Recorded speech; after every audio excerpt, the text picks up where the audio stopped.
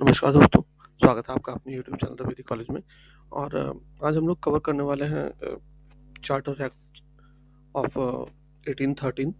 और ये जो है मैंने लिया है एम लक्ष्मीकांत जी की किताब से। और ये टॉपिक जो है इंडियन पॉलिटी और इंडियन हिस्ट्री दोनों में काम आ सकता है आपके। ठीक है, तो हम यहाँ पे इसका बैकग्राउंड नहीं डिस्कस करेंगे, हम सिर्फ और सिर्फ जो साइलेंट फीचर्स हैं इस एक्ट के वही देखेंगे। ठीक, तो देखो सबसे पहले क्या था कि चार्टर एक्ट ऑफ 1813 जब आया तो जो मोनोपोली थी ईस्ट इंडिया कंपनी की इंडिया में ना, वो हटा दी गई। और अब इसको ओपन कर दिया कि कोई भी ब्रिटिश मर्चेंट इंडिया में आकर के बिजनेस कर सकता है।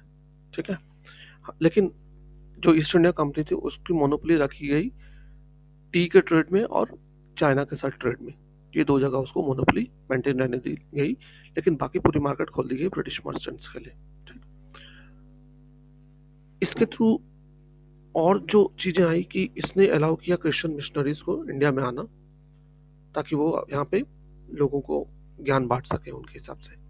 ठीक, तीसरा कि जो वेस्टर्न एजुकेशन है उसको स्प्रेड करने की बात की गई अमंग द लोकल इनहेबिटेंट्स, जो ब्रिटिश टेरिटरी में लोग रहते थे।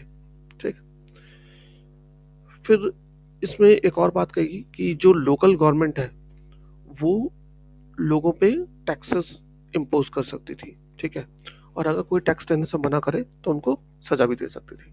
कौन कौन से टैक्स? प्रॉपर्टी टैक्स वगैरह तो नहीं था उस सब जमाने में, या इनकम टैक्स वगैरह तो नहीं था, बट हाँ जैसे चौकीदारी टैक्स वगैरह लेते थे ये लोग, है ना। कुछ और भी कल्टीवेशन का टैक्स या रेवेन्यू ही बढ़ा दिया और ज़्यादा। तो इस तरीके से छोटे मोटे टैक्सेस बढ़ा दिए गए थे। दो तीन पॉइंट्स यहाँ पे मेंशन नहीं है जो मैंने बोले हैं, तो आप एक बार उसको दोबारा से सुन के लिख लो। ठीक है, मैं एक बार फिर से बता देता हूँ। पहला तो ट्रेड मोनोपोली हटा दी गई ईस्ट इंडिया कंपनी की, सबके लिए ओपन कर दिया ब्रिटिश मर्चेंट्स को, लेकिन चाय के लिए और जो चाइना के साथ इनका ट्रेड था उसमें ईस्ट इंडिया कंपनी की मोनोपोली को मेंटेन किया गया। दूसरा कि क्रिश्चियन मिशनरीज को अलाउ किया गया कि वो इंडिया आ सकते हैं और लोगों को इनलाइटन कर सकते हैं। तीसरा किया गया कि वेस्टर्न एजुकेशन को जो लोकल इनहेबिटेंट्स हैं उनमें फैलाया जाए, जो ब्रिटिश टेरिटरी में उनके लोग रहते हैं, इंडियन रहते हैं उनमें। और चौथा कि जो लोकल गवर्नमेंट है वो लोगों पे टैक्सेस लगा सकती है, और अगर कोई टैक्स नहीं देता है तो उसमें उसको पनिश भी कर सकती है। ये कुछ एक इम्पॉर्टेंट फीचर्स थे चार्टर एक्ट ऑफ 1813 के।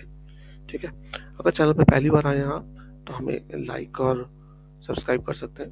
वीडियो पसंद आया तो प्लीज़ अपने फ्रेंड्स के साथ भी शेयर करिएगा। Thanks for watching. जय हिंद।